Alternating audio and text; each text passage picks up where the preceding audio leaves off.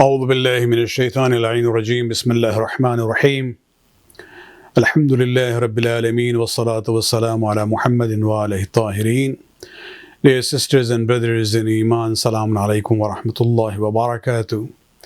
We have been constantly reminded of taking precautions regarding coronavirus, and I hope that all of you are following those directives as your religious duty. A pandemic such as COVID-19 has forced us to realize what things are essential and important in our lives. Many times we postpone fulfilling our duties, hoping that we still have enough time to make up for the missed obligations. It is in situations like lockdown that we start remembering the missed obligations and becoming stressed as a result. Let us learn from this extraordinary circumstance. Let us train ourselves to fulfill our duties on time and not postpone it for an uncertain future, because time is not in our control. For elderly people who are getting worried about their missed prayers, they should use this lockdown time to do the prayers as much as they can. A common question I receive from seniors is regarding the qaza prayers. They say, can I perform them in my present physical condition? For example, now I can only do the prayers in a sitting position.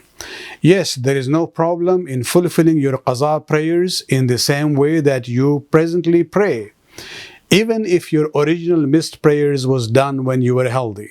Many people receive forwards regarding supposed special du'as to be done during these days of coronavirus. Many people are also forwarding them on. Despite my warnings in video number 1, most of these messages are not reliable. Instead, use this time to do whatever qaza prayers you can, in whatever form you can presently do them. Remember that performing nawafil is good, but it's more important to address your missed wajibat. Another realization from the lockdown situation is the inability of adult children and grandchildren to visit their elderly parents. We have all seen the footage of people who greet their parents from outside the window of a nursing home. I myself miss seeing my older grandson who lives only 5 minutes away from us, but can't visit us.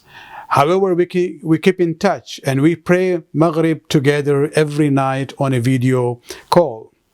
The younger one is just over a year old and lives in the US, and we also talk to him via video call. So while we should be thankful to Allah subhanahu wa ta'ala for blessing the humans with the ability to build such advanced means of communication, we also come to realize the value of personal contact with our loved ones. Hopefully we will be rid of this situation soon and will use the experience to revise our priorities of life. Let us make a point to visit our elderly parents more regularly and to help them out as much as we can. We don't need a crisis like COVID-19 to make us realize how much we have neglected our duties towards the elderly in the family and the community. As I have repeatedly said in my sermons, that maintaining ties with relatives have been greatly emphasized in Islam. There are more verses in the Quran which talks about maintaining the ties that Allah has created than the verses which talk about salat, the daily prayers.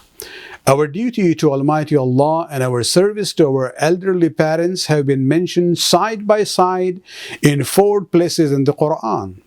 As Allah subhanahu wa ta'ala reminds us in Surah Yasin that we recite at least once a week, وَمَن نُعَمِّرُهُ نُنَكِّسُهُ فِي الْخَلْقِ, that once Allah gives a long life to an individual, He reverses their physical composition. And so we have to realize that we have a duty towards our elderly parents. So let us find the silver lining of this unfortunate coronavirus situation and remember to better appreciate the silver generation. Wassalamu alaikum wa rahmatullahi wa barakatuh.